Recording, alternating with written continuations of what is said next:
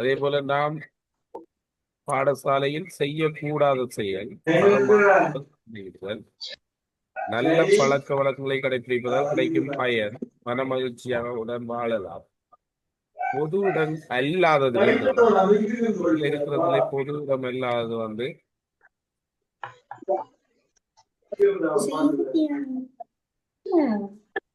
விடை வைத்தியசாலையில 2 வைத்தியசாலை இருக்கு, பாடசாலை 2 இருக்கு. சபால் நிலையம் இந்த பொது இடம் அல்லாது என்ன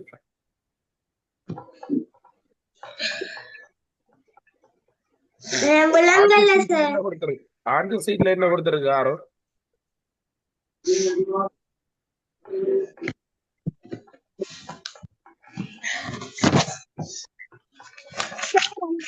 சார் அந்த பொது இடம் அல்லாதவருக்கு பாடசாலை வருமா? பாடசாலையிலையும் தனியார் பாடசாலை 2 இருக்கு. அதுக்கு ஓபன் மார்க்ஸ் கொடுக்கலாம். ஓபன் மார்க்ஸ் கொடுங்க. அடுத்த வேலைகளை உரிய நேரத்தில் செய்து முடிப்பது, அதுல இருக்கிற எல்லாமே பொது இடம் தானே. வேலைகளை உரிய நேரத்தில் செய்து முடிப்பதால் ஏற்படும் நன்மை அல்லாதது. அதுல பாத்தீங்க சொன்னா உடல் நலம் பேணப்படும், மன அமைதி கிடைக்கும், நேரம் வீண்விரயமாகும், சிரமங்களை தவிர்க்கிறது. நேரம் அல்லாத நிகழ்கிறாங்களா, நேரம் வீண்விரயமாகும். அடுத்த கேள்வி பாருங்க. தியான பயிற்சியில் ஈடுபடும் ஒருவரிடம் காணப்பட முடியாத பண்பு எளிதில் கோபமடை அல்லாதான் கேட்டுக்கிறாங்க. இந்த டியூட்ட வடிவா செய்ய முடியல. நாங்க 50 சொன்னா 50ல இருந்து 150 வரைக்கும் விடையை போட்டு விடுறேன். நாளைக்கு நான் 100 கேள்வி பார்ப்போம். அடுத்தது, கடமைகளை நிறைவு செய்வோரை, பொறுப்புடன் வேலை செய்வோரை வீட்டிலும் பாடசாலையில் சந்திக்க கிடைக்கிறது. கடமைகளை அதுல பாதிக்கன்னு சொன்னா அதுல கட்டாயமா இந்த அந்த இதுல இந்த வருஷமும் கட்டாயம் ஃபைனல் வேண்டி வருமாங்க. அதால கொஞ்சம் அதுல கவனமா இருங்க. இதுல முக்கியமா 4ஆம் ஆண்டுல தான் அதை பற்றி நிறைய விஷயம் இருக்கு. 5ஆம் ஆண்டுல இங்க இருக்குதான், ஆனா அந்த அளவில் இந்த பேருக்கும்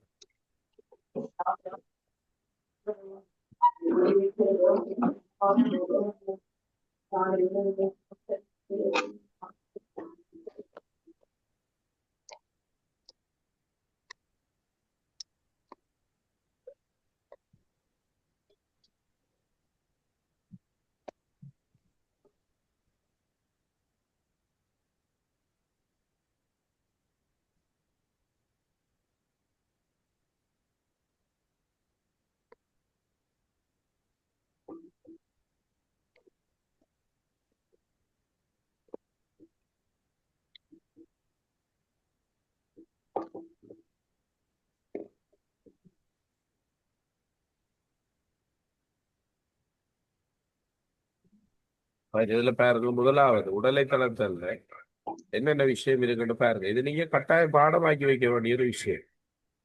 முதலாவது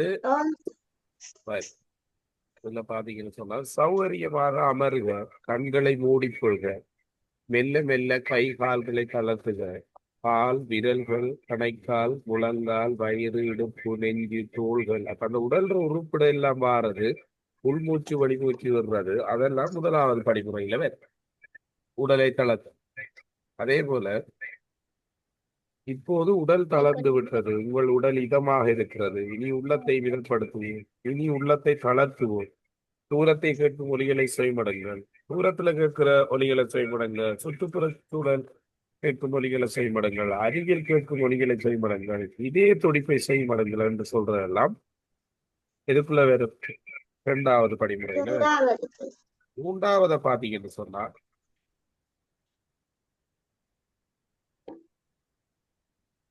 மூன்றாவது பாருங்க. மாணவரை விழித்து பின்வருமாறு, எனது உள்ளத்தை என்னால் அமைதிப்படுத்த முடியும், எனது உள்ளத்தின் அமைதியை ஏனையோர் உணரத்தக்க வகையில் நான் நடந்து கொள்வேன், எனது வகுப்பிற்கும் பாடசாலைக்கும் ஒளியாவேன். வேன் என்று முடியும் பிள்ளை. 3வது, நான் ஆசிரியர் அறிவுரைப்படி நடந்து கல்வியில் வெற்றி பெற்றாகுவேன். அதே போல நான் எனது குடும்பத்திற்கும் வீட்டிற்கும் நட்பண்புள்ள ஒரு நல்ல பிள்ளையாவேன். நான் நாட்டிற்கும் உலகிற்கும் பயனுள்ள ஒருவனாகும். இது பாடமாக பாடமாகி கொள்ளுது. அதே போல பிரார்த்தனை வந்து டும் டும் என்று முடியும் பாருங்க. எனது உள்ளம் அமைதி வருவதால் கிடைக்கும் நிம்மதியை உணரட்டும். உணரட்டும். எனது நண்பர்களது உள்ளங்களும் உணரட்டும். எனது உணரட்டும். குடும்பத்தார் அனைவரது உள்ளங்களும் அதனை உணரட்டும். புதிய வகுப்பு உணரட்டும். பாடசாலையை சேர்ந்த தம்பி தங்கைகளின் உள்ளங்களும் அதனை உணரட்டும். அப்ப உணரட்டும். அந்த அதுல பாத்தீங்கன்னு சொன்னா உள்ளங்களும் பாடசாலையில் உள்ள உணரட்டும், எல்லா பிராணிகள் மரம் செடி உள்ளங்களும் அதனை கொடிகள் அது அப்படி உணரட்டும். இதெல்லாம் வேறு. பிராணிகளும் மனிதர்களும் அதனை உணரட்டும். சரியா? அதே போல அடுத்த பாதி உதிப்பு பாத்தீங்கன்னு சொன்னா எனது உணரட்டும். உள்ளம் அடக்கமாக உள்ளது. எனது உள்ளத்தால் உணரப்படும் நிம்மதியை வகுப்பு நண்பர்களுக்கு இப்போது என்னால் பயிர முடியும். எனது அன்னை நண்பர்களுக்கும் பயிர முடியும். எனது வகுப்பிற்கும் பாடசாலைக்கும் நான் ஒளியாவேன். எனது குடும்பத்தாருக்கு நான் ஒரு மணி விளக்காவேன். நான் ஒளி விளக்காக ஒளியூட்டுவேன். அப்ப அந்த விஷயங்கள் நீங்க அதுல பாடமாகி வச்சுக்கணும். 5ஆம் ஆண்டு கை நூல்ல சோட்டா தான் போட்டிருக்காங்க. 5ஆம் ஆண்டு கை நூல் பாத்தீங்கன்னு சொன்னா அது கொஞ்சம் விளங்கக்கூடிய தான் போட்டிருக்காங்க. அப்ப அதுவும் இருக்கா நீங்க பாடமாக்கி வைக்கணுமே இருந்தா ஃபைனல்ல கட்டாயம் அதுல ஒரு கேள்வி வேறு. That is a good five. கவனிங்க. கிரேட் 5ல பாத்தீங்கன்னு சொன்னா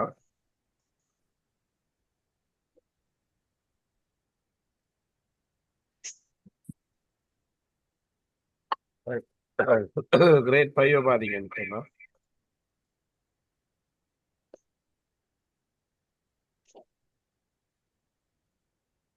சோட்டா தான் போட்டிருக்கிறாங்க. டீச்சர்ஸ் வந்து உங்களுக்கு தந்திருப்பாங்க கை நூல் செய்யுங்க. ரெண்டா இருக்கு.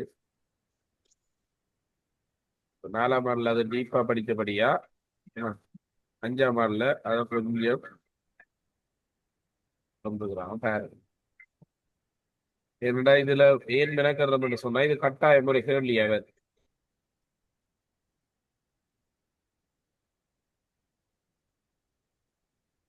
இங்க பாருங்க. நான் எனது உடலை தளர்த்தி தளர்த்திக் கொள்கிறேன். சோட்டா தான் கொடுத்திருக்கிறாங்க. 4ஆம் ஆண்டுல கொடுத்த அளவுக்கு கொடுக்கல். நான் எனது உடலை தளர்த்திக் கொள்கிறேன். எனது கை கால்களை தளர்த்திக் கொள்கிறேன். எனது தலை தளர்ந்து விட்டது.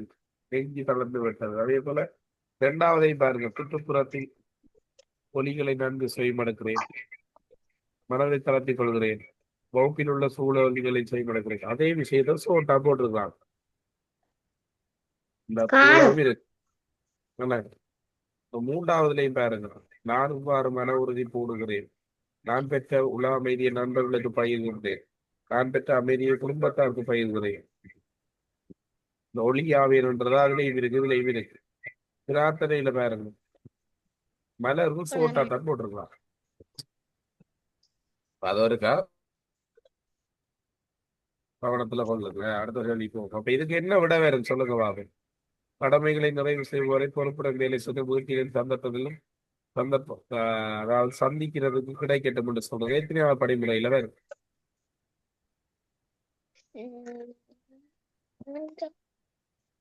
நாலாம் படிமுறை. சார் 4ஆம் படிப்பு. படிமுறை 4. சரியா? அடுத்தது படிமுறை 4. அடுத்தது பாருங்க. மனதில் இப்ப 1ஆவது உடலை தளர்த்தல், கடைசி உதிப்பு. அது ஷார்ட்கட். உனது உள்ளத்தில் இடமான பிரார்த்தனை உதிக்கட்டும் என்று சொல்றது ஷார்ட்கட்டா இருக்கு. அதே போல சூரிய நமஸ்கார செயற்பாடுகளில் 9ஆவது இந்த படத்துல பாருங்க பிள்ளைகள். இது இப்படியே கீறி பாத்தீங்கன்னு சொன்னா 4 மாதிரி வேறு.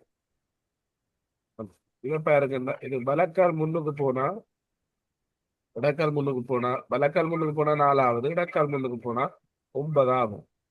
இது ஆங்கில எழுத்து ஏ போல இருந்தா 8ஆவது. அதே போல இந்த வளைந்த இது போல இருந்தா 7ஆவது. அப்ப விடை 2ஆவது. 1ஆவதும் 2ஆவதும் ஒரே படமா இருந்தாலும் வலக்கால் முன்னுக்கு போனா அவளே 4ஆவது, இடக்கால் முன்னுக்கு போனா 9ஆவது. அவ்வளவுதான் வித்தியாசமா. அடுத்தது கிறிஸ்திக்கு அடுத்தது கூட சொல்லுங்க.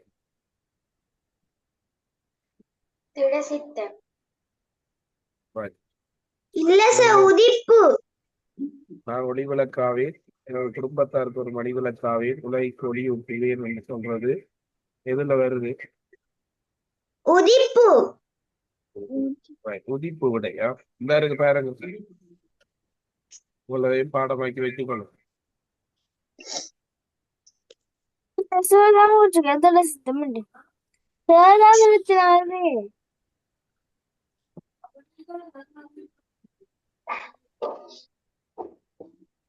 அது கவனிச்சு கொள்ளுங்க. திட சித்தமும் உதிப்பும் கிட்டத்தட்ட ஒரே மாதிரி தான் இருக்கும். அந்த வேன் என்று சொல்றதுல தான் நாங்க இது செய்யணும். ஆனா அதை பாடமாக்கி வைக்கிறதான் நல்ல மாத்திரத்தை மாத்திக்கொள்ள கடவுளா. அடுத்தது அப்ப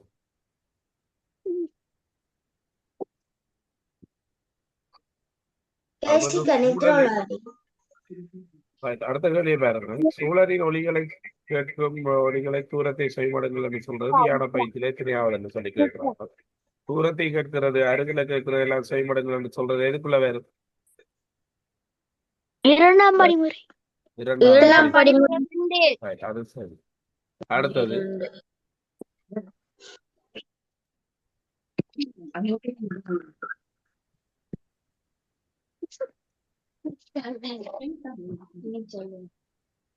இவ்வளவுதான் அதுல இருக்கிறது நினைக்கிறேன். நாங்க இந்தியால சுற்றாடல் விஷயங்கள நாம் இலங்கையில் பார்ப்போம். இலங்கை அமைந்துள்ள கண்டம் ஆசியா கண்டம். இலங்கை அமைந்துள்ள சமுத்திரம் இந்து சமுத்திரம்.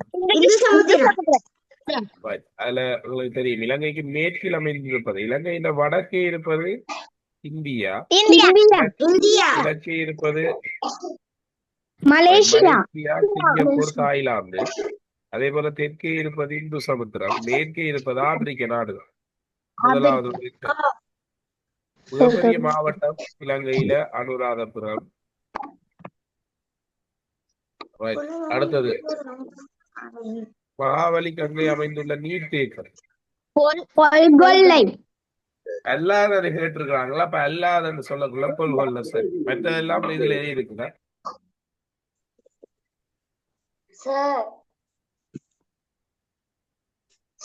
அடுத்தது சொல்லுங்க. அந்த மகாவலி கங்கை அமைந்துள்ள நீர்த்தேக்கம் அல்லாததை விட நீங்க 4வது அணி கொடுத்துருக்கீங்க. லக்ஷபாணியா? இல்ல அதுல கொத்மலை விக்டோரியா லக்ஷபான் எல்லாம் அதோட சேர்ந்துதான் இருக்க பாப்போமா. இலங்கையில் ஒரே மாகாணத்தில் கடலுடன் கலப்பது வந்து மாத்தறையில வளவங்கை அம்பலாந்தோட்டையில கலக்குது. பழனி கங்கை கொழும்புல கலக்குது. மகாவலி திருகோணமலை. அப்ப அது வராது. பழுகங்கை அதுவும் வராது. மகாவலி வராது. முதலாவது நில்வளகங்கை மாத்தறையில கலக்குது. வளவங்கை அம்பலாந்தோட்டையில கலக்கு. ரெண்டும் தென் மாகாணத்துல கலக்கு. அடுத்தது வட மாகாணத்தில் கரையோர மாவட்டம் அல்லாது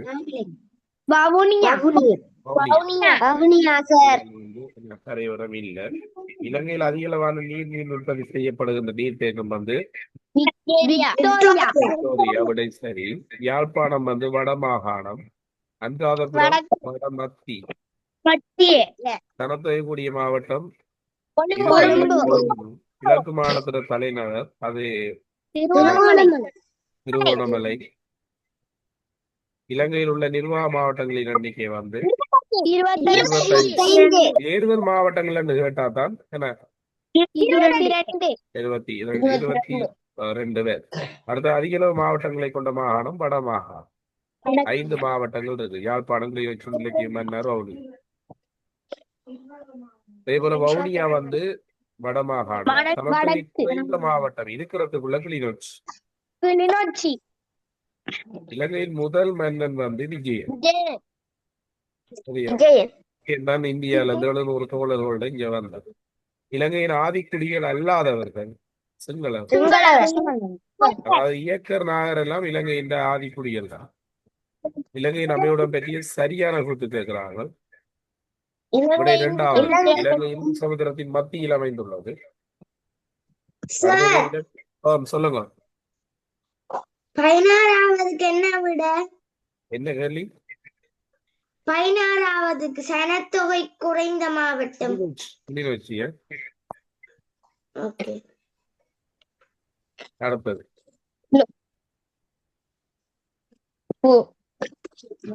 இலங்கையின் நீளமான நதி மகாவலி கங்கை. அது 335 கிலோமீட்டர் இலங்கையில ஓடுவதில்லை. இலங்கையின் முதல் தலைநகரம் வந்து அனுராதபுரம் தான் இலங்கையின் முதலாவது தலைநகர். இலங்கையின் வரைபடத்தை வரைந்தவர் குளோடியஸ் தொலமி. அதே போல இலங்கையினுடைய தேசிய விளையாட்டாக அமைவது கரப்பந்து. அதுல ஒரு அணிக்கு 6 பேர் விளையாடுவாங்க. அதே போல நீங்க நான் விட சொல்லக்குள்ள நீங்களும் சொன்ன செய்யும். இப்ப சொல்ல போறீங்கன்னு சொன்னா சொல்லிட்டு சொல்லுங்களா. அடுத்த இலங்கையினுடைய தேசிய பறவை என்று சொல்லி கேட்கிறாங்க. காட்டு இலங்கையின் தேசிய உணவு. அதுல ஆஞ்ச சீட் என்ன கொடுத்திருக்கு விட